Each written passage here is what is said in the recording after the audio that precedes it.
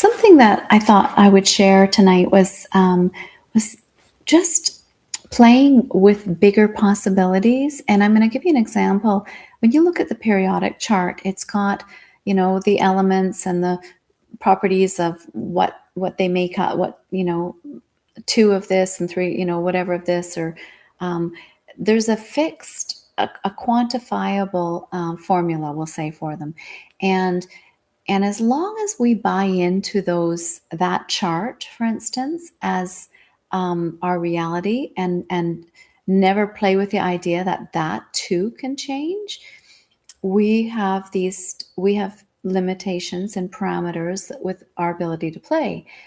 But how do people like levitate, and how do people like Babaji that pops are in different bodies around the world? He's apparently timeless, and he just keeps showing up for people. And I have a story around that I want to that I'll share. I don't know if I'll get brave enough in this conversation, but how can they do that and subscribe, we'll say, to the periodic chart? So I think what we need to see it as, it's kind of like the bumper lanes, but you get to a level in your bowling where you don't need the bumper lanes anymore. And they were a good idea to stay within the lanes, and while you were still playing in the chaos, that kind of thing. And then once you get to a high enough level of consciousness, you no longer need the bumper lanes, but you need a certain balanced consciousness to play there. So this conversation isn't like if you suffer from anxiety and you have fear for what's going on the planet, and you aren't balanced enough and anchored enough in your own world, in your own physicality, in your own reality, this is probably not a good playground for you to play in, right? Just accept that there's some that we're paradigm shifting, that we're doing some systems bustings right now, and what we think is fixed reality isn't quite as fixed as we think it is. But things aren't going to necessarily happen overnight. But for the people that can play there and are in this dreaming in the new world and are pretty balanced, right, with their masculine and their feminine, so they don't go too far into the fantasy without balancing it with the masculine, which is the masculine is that it's when you look at the science of things. So you've got the spirituality over here, but you also, balance it with science. Or you've got,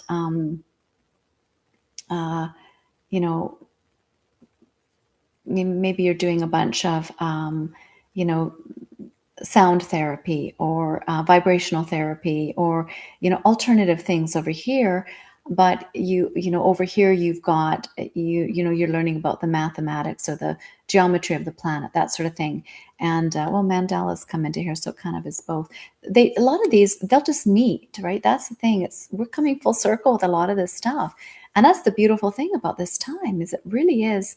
It's not just revelations in the outer world, in the news, with bringing things to light.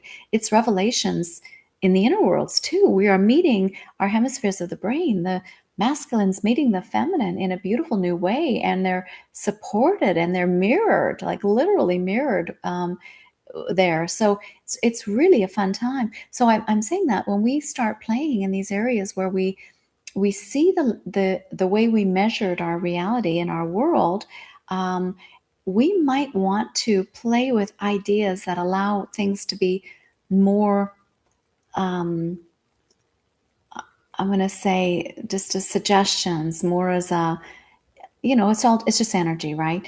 Rather than something fixed and dense that we can't move around, or we can't work with it as part of our creations, and have it serve us. And the reason I'm saying this is I really want to get to the place where food has no power over us, that our biology is not informed by, let's say we have eaten something that scientists are studying. There's been studies saying that this does this in your body and it's really bad for, your cholesterol or something, right?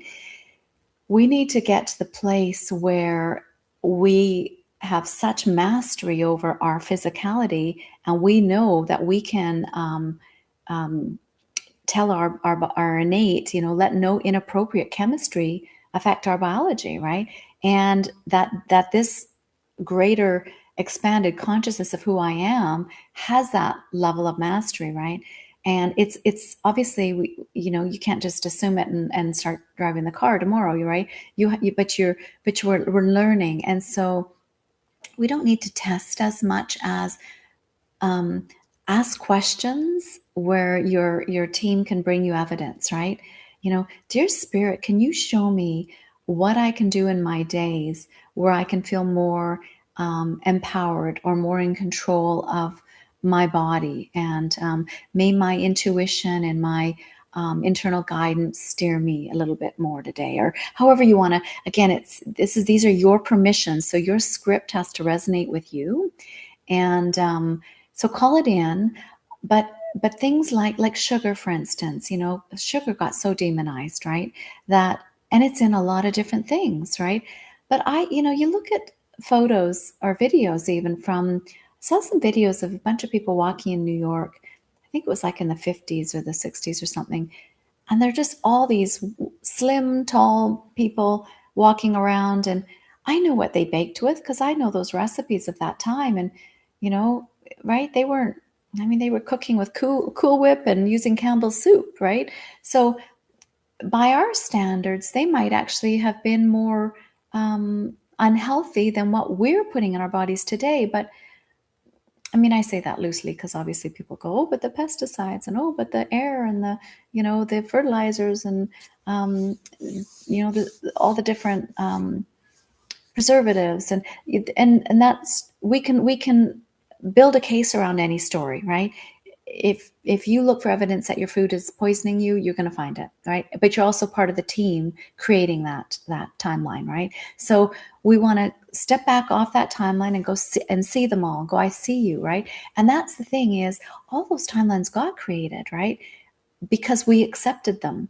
We were part of the team that read the stories. We were really interested in what we were consuming and taking in. And a new study would come out. We go, oh my gosh, and next thing you know, we have a new limitation, right? New parameters of our reality, and then we saw it play out, and people were getting sick, and we saw cancers, exponentially, explode on the planet. But the stories and the studies also did too, right? And so we have to now call back a lot of our permissions there, and it's interesting because a lot of those stories are coming full circle, anyways, right? Like, and I'll give you an example, the whole vegan thing. I went off down that path of being a vegan, and, I didn't want to eat my meat, and, dairy was bad. And, I had a whole bunch of things that I just, and sugar, right, was another one. So non-permissions, we'll say. And I had demonized certain things. And, but now, it's interesting. The more I stand in neutrality, the more stories are coming to me where it's like, oh, cholesterol's not the bad guy we thought it was. And, oh, meat is really good for you. And you need a little bit of this, fat through your dairy. And it does this, it lubricates, whatever. Like, there's now the full circle studies are coming around, which is really interesting. And I'm sure everyone's getting them because there's a collective consensus of how we create, on the timeline that I'm on. I can't verify who else is going to even listen or hear this and what timeline they're standing on. So they may not be pulling in that evidence, but it is there. And the more we get out of our ego around the stories that we buy into, or we believe, or we've got fear still playing around, right? And then we just step into this possibility of, I wonder how that might show up for me in the future. And now we've got the currency can come through us, and it's no longer having to keep those threads active up to those old stories, those disempowering narratives. It can now flow into some newer ones, newer points of attraction, and the new points that we want to put ahead of ourselves, because this being of Deborah has a vibrational point of attraction. But if I'm trying to create higher, newer timelines, and I'm doing the dress rehearsal and seeing myself out there in these timelines where I'm, in peace, and I'm really healthy, and I'm, filled with love and joy, and, that sort of thing. And I practice the energy of that enough, I have a new point of attraction. So I need the currency to find it, right? And so those stories that I'm letting go, that energy is now being released. It's going to look for a new place to touch down. And so now the stories that were disempowering around food will say, its opposite is the stories that are empowering, right? So you've got to be free enough to allow those to shape up, right? We have to be able to go, I don't know how they're going to show up, but boy, is it ever going to be fun here. And practice that in your dress rehearsal. Practice that dress rehearsal where you're no longer seeing side effects, that you're no longer having to, you know, I don't know, triple sterilize something, or do cleanses all the time because, you're worried about, heavy metal or some detoxing, all that kind of stuff. It's again, I'm not saying don't do any of those things that are you're feeling guided to do right now, because you still have to honor where you're at. Just because we know that some yogis were able to drink poison and have it not affect them, we're not there yet, right? So, but I'm going to read those sort of stories and get really excited about the idea that maybe that's where humanity is heading, right? And in fact, I'm going to hold that space for humanity to get there, where maybe our food just unaffects us because we are vibrating so high, we can just enjoy it, and that our frequency of enjoyment overrides everything else. And I think that's where we're going. So I think what we have to do is stop looking and gathering evidence in the world where people have made bad decisions here and here and here and here, and it's hurting all these people. We don't need those stories anymore. We don't need you to be creating more confirmations of our limitations, right? Of a world where we're not safe, or our grandkids aren't safe, or the skies aren't safe, the water isn't safe, all these things, right? So time to start playing in those those unlimited spaces, and again, wiggle those timelines, get some currency going there, having a little bit of fun. Invent something in your mind. Oh, wouldn't it be great if I could just turn on this and this comes out, and oh my gosh, or I could do this, or just real quick, easy fixes, optimized things, efficient things, yeah, like, we've done it, because you think about Roomba, the invention of that little device that goes around and vacuums your house. So how many people didn't want to clean their house? I got tired of that. Look, we got this Roomba that comes around, Amazon, people can complain about Amazon, but boy, oh boy, we've got things at our fingertips. We still have the privilege of going out and shopping, though. We've got it all, right? How do you want to do this today? And that's the thing. And I think, and I did speak about this in another video. I don't know if hopefully I've shared it, but there's so many privileges that we have created out of desiring something in a new way, in a better way, in a more efficient way. But we don't want to do it from a place of lack, from a place of not feeling supported. Because if you're in a place of lack over here, that the opposite has to exist. So then there's these people over here that are going to have fistfuls of money, and they're going to be the opposite, right? Or if you are really angry because, well, I'm thinking about the Jeff Bezos over here, right? So the opposites. So people that don't want to support Amazon anymore, but they really did want convenient shopping, but then they hate what it produced, right? So you really, this is the thing, that law of correspondence is going to create both, but hold 0 point and neutrality a lot more. So you don't have to, the swings don't have to be there, right?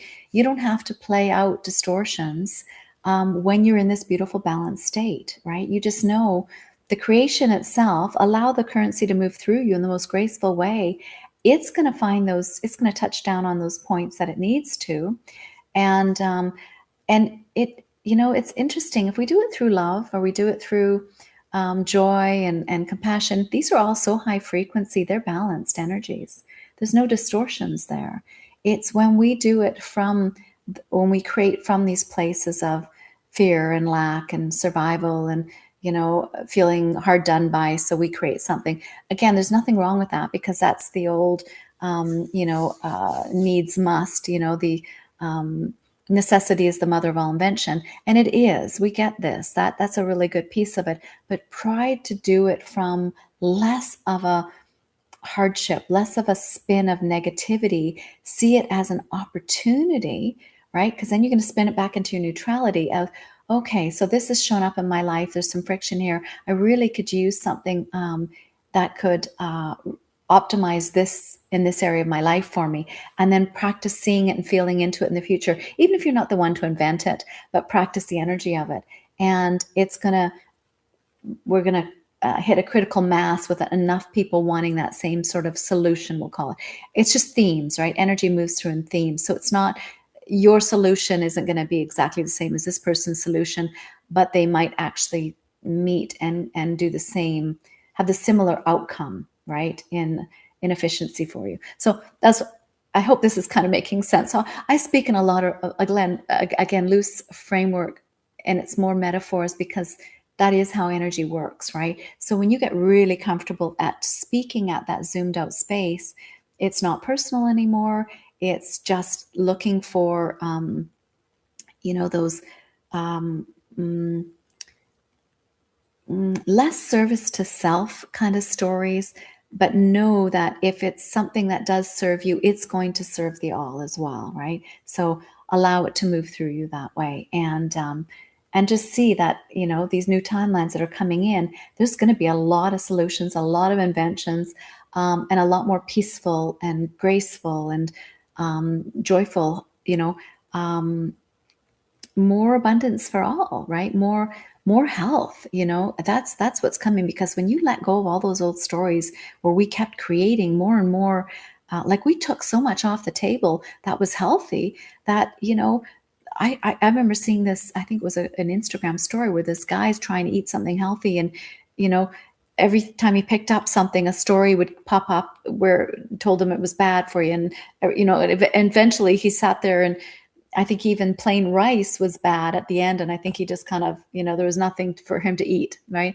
And things like that's the thing. That's the ridiculous nature. That's what we're getting at, is the stories in the world right now are just looking ridiculous. They're looking ironic. They're looking, I joke that it's the curtain call, because it is become a circus out there. And the caricatures, all the characters out there are looking